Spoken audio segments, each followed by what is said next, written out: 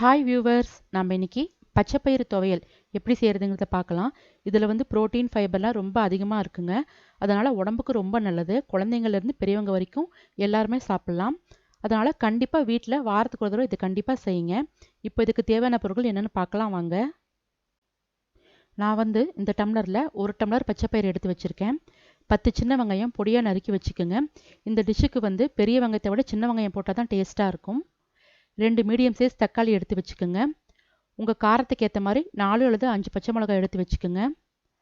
5-6 பல்லு பூண்டு, 1 table spoon வர கொத்தமல்லி, 1 டேபிள் ஸ்பூன் சீரகம், 1/2 டீஸ்பூன் மஞ்சள் தூள், 2 டேபிள் ஸ்பூன் தேங்காய் எண்ணெய் எடுத்துக்கோங்க. இது வந்து தேங்காய் எண்ணெயில் தாளித்து ஊற்றினா தான் நல்லாயிருக்கும்.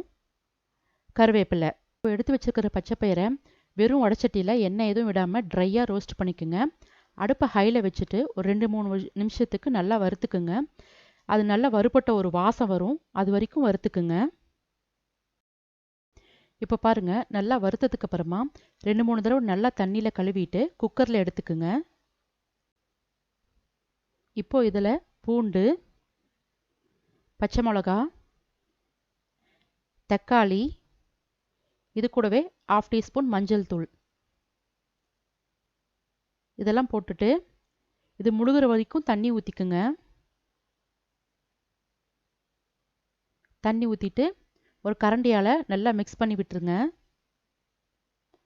நல்லா மிக்ஸ் பண்ணிவிட்டு குக்கரை மூடி வச்சிடலாம். இது வந்து ஒரு 4-5 விசில் விட்டிங்கன்னா நல்லா வெந்துடும். அதனால் குக்கரை மூடி அடுப்பு மீடியம் ஃப்ளேமில் வச்சுட்டு ஒரு 4-5 விசில் விடுங்க. இப்போது ஒரு 4-5 விசில் வந்துடுச்சுங்க. ப்ரெஷர் போனதுக்கப்புறம் குக்கரை திறந்து பார்க்கலாம்.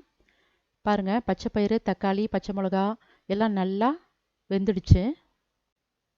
இப்போ இந்த பச்சைப்பயிறு துவையலில் தாளித்து கொட்டிக்கலாங்க. 2 டேபிள் ஸ்பூன் தேங்காய் எண்ணெய் எடுத்துக்கோங்க. கண்டிப்பாக இந்த துவையலுக்கு தேங்காய் எண்ணெய் ஊற்றி செய்யுங்க, அதுதான் டேஸ்ட்டு ரொம்ப நல்லாயிருக்கும். இப்போ பாருங்கள், எண்ணெய் நல்லா காஞ்சிடுச்சு.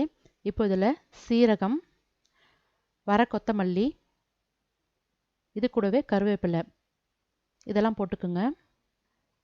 கருவேப்பிலை நல்லா பொரிஞ்சதுக்கப்புறமா கட் பண்ணி வச்சுருக்கிற சின்ன வெங்காயம் போட்டுக்குங்க. சின்ன வெங்காயம் வந்து நல்லா பொன்னிறமாக வர வரைக்கும் நல்லா வதக்கிக்குங்க. இப்போ பாருங்கள், சின்ன வெங்காயம் நல்லா வதங்கிடுச்சு. இப்போ இதில் நம்ம வேக வச்சு வச்சுருக்கிற பச்சைப்பயிரை ஊற்றிக்கலாம். ஊற்றிட்டு நல்லா மிக்ஸ் பண்ணி விட்டுருங்க. இப்போ இதுலேயே தேவையான அளவு உப்பு போட்டுக்குங்க. உப்பு போட்டுட்டு அடுப்பை ஹையில் வச்சுட்டு ஒரு 5 நிமிஷத்துக்கு இது நல்லா வேக வைங்க. இப்போ பாருங்கள், ஒரு 5 நிமிஷம் ஆயிடுச்சு. பச்சைப்பயிறு நல்லா குழஞ்சி வெந்துடுச்சு. இப்போ அடுப்பை ஆஃப் பண்ணிவிட்டு ஒரு மேஷரால் நல்லா மேஷ் பண்ணி விடுங்க. ரொம்ப கொழன்னு பண்ணிடாதீங்க, அப்போ சாப்பிடும்போது நல்லா இருக்காது. கொஞ்சம் பிறுபிறுன்னு திப்பி திப்பியாக இருக்கிற மாதிரி கொஞ்சம் மேஷ் பண்ணிட்டீங்கன்னா நம்ம சாதத்தில் போட்டு பிசைஞ்சு சாப்பிடும்போது நல்லாயிருக்கும். இப்போது டேஸ்டியான பச்சைப்பயிறு துவையல் ரெடி ஆயிடுச்சுங்க. நீங்களும் உங்கள் வீட்டில் செஞ்சு பாருங்கள். உங்கள் கமெண்ட்ஸ், ஃபீட்பேக்ஸை சொல்லுங்கள். உங்களுக்கு பிடிச்சிருந்தா உங்கள் ஃப்ரெண்ட்ஸ்க்கும் இந்த வீடியோவை ஷேர் பண்ணுங்கள். எங்கள் சேனலை சப்ஸ்கிரைப் பண்ணுங்கள். பாய்.